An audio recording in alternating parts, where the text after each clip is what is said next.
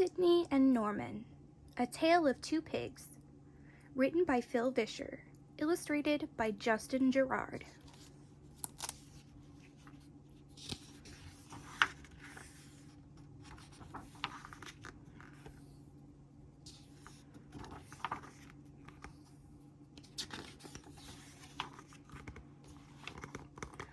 On a quiet street in a quiet town lived two pigs.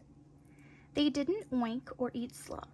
No, this isn't that kind of story. They wore suit coats and went to work. And even though they lived right next door to each other, they didn't know each other's names.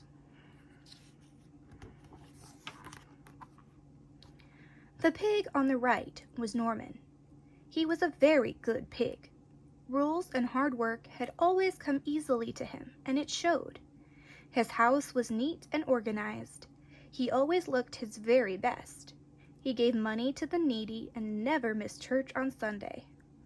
Norman's teachers liked him when he was young, and his boss at work liked him now that he was all grown up.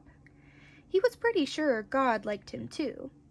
After all, he was a very good pig. Norman figured that everyone could be as good as he was if they'd just try a little harder. He wondered why they didn't. The pig on the left was Sidney. Things didn't come quite as easily for Sidney.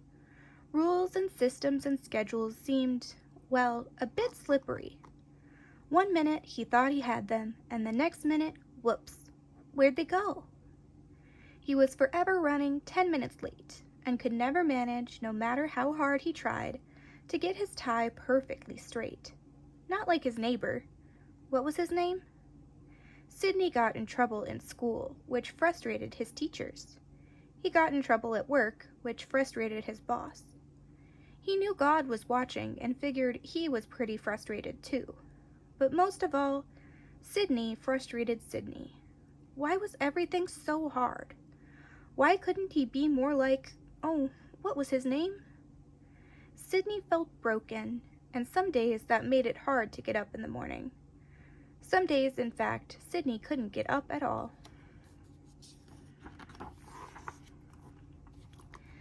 Since Sidney was usually late and Norman was usually early, they very seldom saw each other, unless, that is, they happened to fetch their mail at the same time, which is exactly what happened one bright morning in October.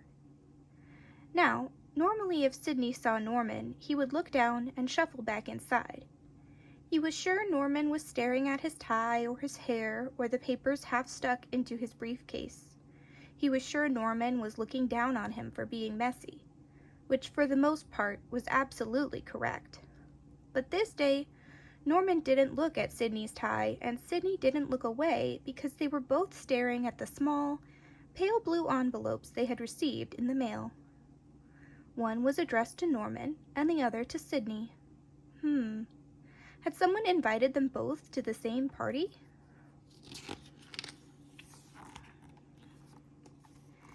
Eager to unravel the mystery, the two pigs opened the envelopes.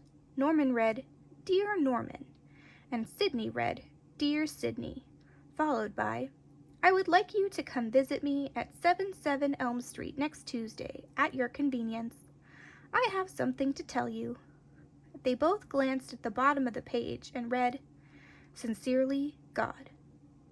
Sidney and Norman reread the invitations several times to make sure they had read them correctly. God wanted to talk to them? On Tuesday? On Elm Street? Sidney panicked. Deep in his heart was a familiar feeling, the feeling he had felt when, as a young pig, his teacher had sent him to the principal's office. Terror, panic, doom. Norman smiled. He too felt a familiar feeling, the feeling he had felt when, as a young pig, he was called up in front of the school to receive an award. Anticipation, happiness, pride. Sidney taped the invitation to the inside of his front door so he wouldn't lose it. Norman entered the date neatly in his date book, Both pigs had trouble sleeping that night for very different reasons.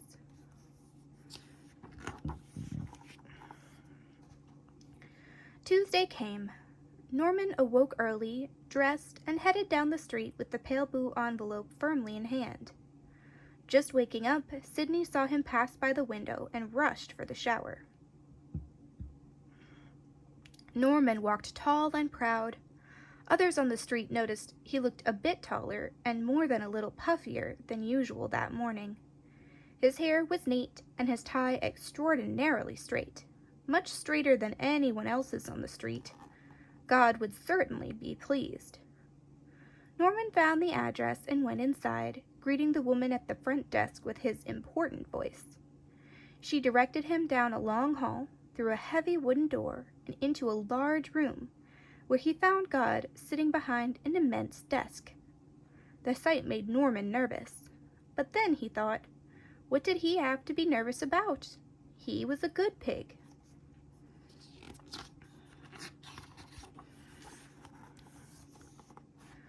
God walked around the desk and smiled at the puffed-up pig. "I'm glad you could make it," he said warmly. "I have a few things to tell you." "First of all," God began, "I love you." Norman smiled, though he wasn't surprised. "Secondly, your goodness is not the reason I love you."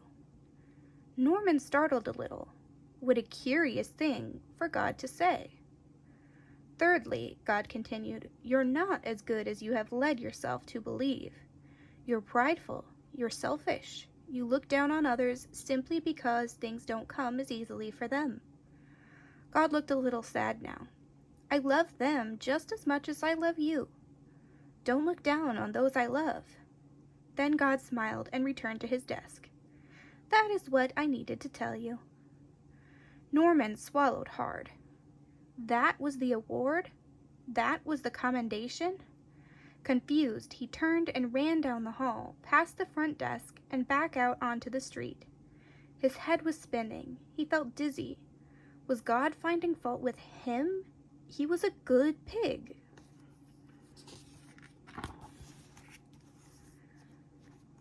He noticed his tie was off kilter and hurried to straighten it. Not perfect, but at least better than that fellow over there in the yellow jacket, or the guy in the blue, or any of these people for that matter.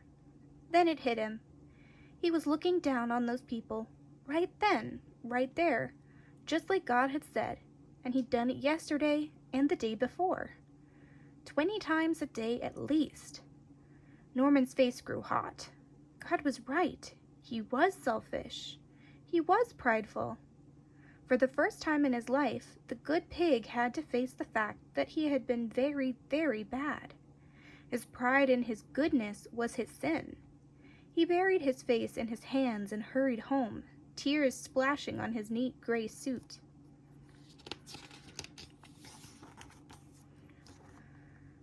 From his window, Sidney saw his neighbor return and froze in shock. Was he crying? Sidney couldn't breathe. Oh dear, if that's what a visit with God did to that guy, oh, he was doomed.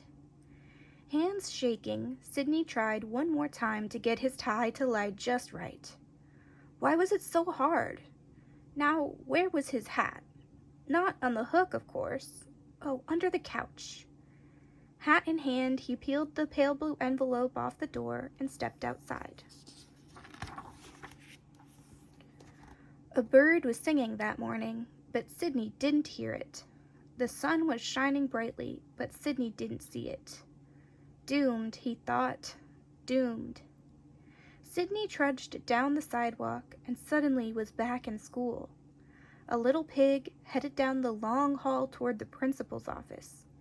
Hands sweating, heart racing, doomed.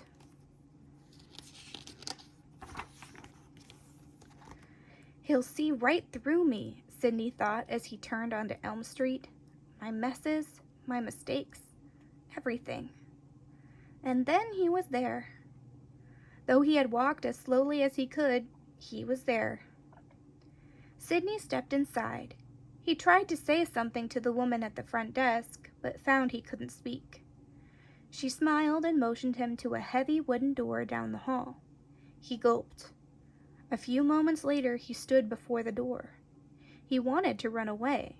He wanted to hide. But there was no place to go and nothing to hide behind. So hat in hand, he pushed open the door and slipped inside. And there, behind the desk, was God. Sidney gulped again. "I'm glad you could come," God said, smiling. Sidney tried to respond, but couldn't make a noise. "I want to tell you something," God continued as he came around the desk. Sidney glanced around nervously. Maybe if he apologized. "First of all," God began, "I love you." Sidney startled, surprised. "Secondly," God continued in a quieter voice, "I love you." Sidney was gripping his hat a little less tightly now. "And thirdly," God paused very close to Sidney, "I love you." The look in God's eyes warmed Sidney right down to his toes. "That is what I wanted to tell you," God said as he stepped back toward his desk, still smiling. Sidney stood frozen for a moment. Then, realizing God had finished, he turned and ran quickly from the room. "I don't understand," he said aloud when he reached the street. "Didn't he see me? Didn't he see who I am? It didn't make sense." Then it occurred to Sidney. I did it. I fooled him. Sidney looked at the others on the street, smiling. Yes, that must be it. I looked good when it was most important, and he bought it. Just then, Sidney caught his reflection in a store window. His hair was rumpled. His tie, off-kilter as usual, sported a large toothpaste stain. His smile vanished. That couldn't be it. He couldn't have fooled anybody, not looking like that. Sidney was confused. There was only one other possibility. That God just loved him.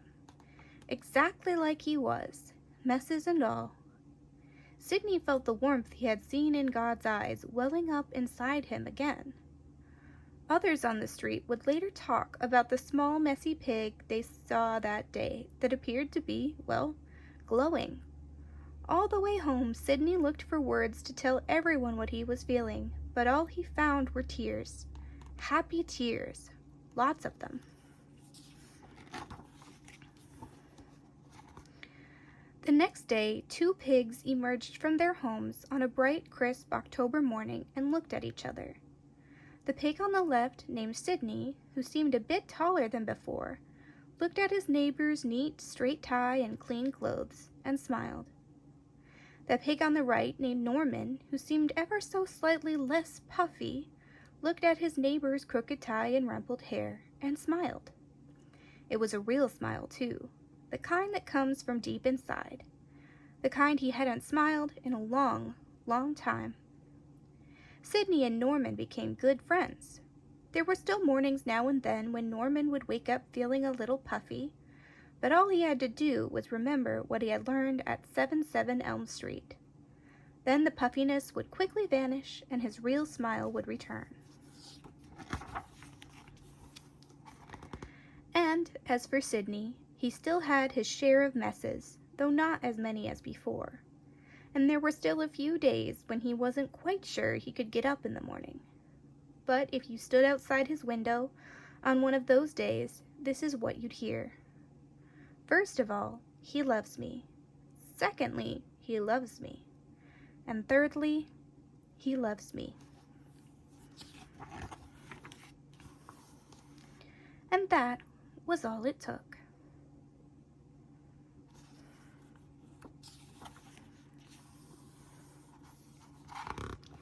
About this book. I wrote this story to try to communicate a simple truth I've noticed over the last few years. It seems that some people need to be reminded that they fall short of God's standards, need their consciences pricked, if you will, and some people really, really don't. I'm a Norman. Following rules has always come fairly easily to me, and as a result, I've always come across as a good kid. Teachers liked me, church leaders liked me. Being good, or at least looking good, was never much of a challenge. Behaviors that got me praised, I adopted. Behaviors that got me in trouble, I avoided. It really wasn't that hard. As a result, I don't think I ever really struggled with the notion that God loved me. In fact, if I had been perfectly honest, somewhere deep down I probably thought that I deserved it. My wife Lisa, on the other hand, is a Sidney. Rules, structures, systems, they were all a bit slippery. She wanted to look like a good kid, but deep down inside knew that it was just an act, a bluff, a deception. She knew who she really was and desperately wanted to avoid the humiliation of others finding out. And then she married me. I saw her messes and struggles, and decided it was my duty as God's messenger to point them all out to her so she could work on them, which I did. And though she tried, the more I pointed out her shortcomings, and the more she failed to quickly and neatly correct them, the more broken and ashamed she felt, and some days she wasn't sure she could get up at all. Into this mess, we both needed to hear God's truth, but the truths we needed were as different as we were. I needed to hear God say, "You arrogant, self-righteous windbag, do you really think you're living up to my standard?" Which I did in the form of the Holy Spirit's conviction about my relationship with Lisa and others, as well as numerous scripture passages on holiness and God's standards. I was so broken when God allowed me to see my arrogance and its impact on those around me that I could do nothing but weep. As for Lisa, she didn't need to be reminded that she was falling short of God's standard. She'd been reminding herself of that every day of her life. What she needed was to fall into God's arms and hear him say, "First of all, I love you. Secondly, I love you. And thirdly, I love you, messes and all." I've got some shocking news for you. There are no good pigs. I've met a lot of Normans, and I've met a lot of Sidneys, and I'm here to tell you we're all broken. The fact that some of us have become pretty adept at hiding it only makes matters worse for all of us, frankly. So if you're a Norman like me, drop the charade. You can fool some of the people all of the time, and all of the people some of the time, but you can't fool God any of the time. Ask God to show you your sin and to create a new heart in you, sensitive to all of God's commands, not just those that make you look good or bad in public. And come clean with the Sidneys in your life. Believe me, the good pig routine isn't doing them any favors. If you're a Sidney, ask God to help you quiet the voices of shame and despair, and replace them with God's own still small voice whispering, "I love you, I love you, I love you." And read the works of folks like Brennan Manning, who are as familiar with the path away from self-hatred as I am with the path away from self-righteous windbag. While we were yet sinners, Christ died for us. That's the beauty of the gospel. We're all broken. We're all messed up pigs. When we can accept that, we're ready to become the new creations God intended us to be. And that's when the fun starts. Phil.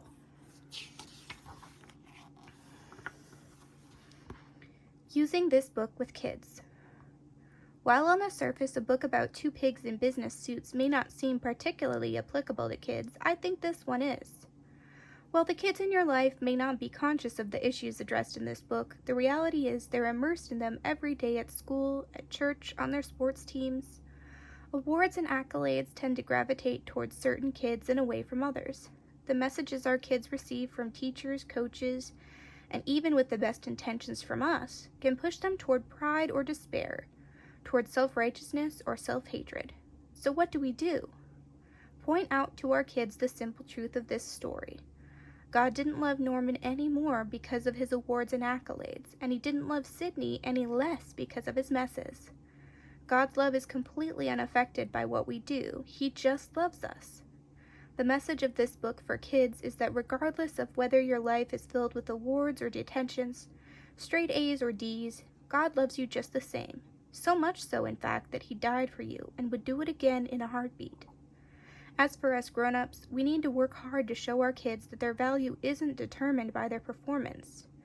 Never connect your love for your child with what they have just done or failed to do. As much as we may admire the success of our little Normans, their lives will become miserable if they believe each new test of their abilities holds the power to render them worthless, unlovable. If success comes easily to your child, make sure they know their love for who they are, not what they do. Make sure they know they're precious even when they've done nothing at all. And point out how Norman's natural abilities made it easy for him to look down on those less gifted. Ability without humility can become very ugly indeed. As for those kids who find life a struggle, those more likely to lose their homework than ace it, those inevitably picked last at recess, just love them. Sure, help them develop their weak areas and identify their own unique strengths, but above all else, never link your love or acceptance to their performance. And don't label your kids Sidney or Norman, as tempting as it might be. All kids naturally have their Sidney and Norman areas, and labels applied at an early age can become self-fulfilling prophecies. Instead, start and end their days by saying, "First of all, I love you. Secondly, I love you. And thirdly, I love you." Even on their very, very bad days. Especially on their very, very bad days. As they grow, our kids will find it much easier to see the unconditional love in God's eyes if they've already seen it in ours. Phil.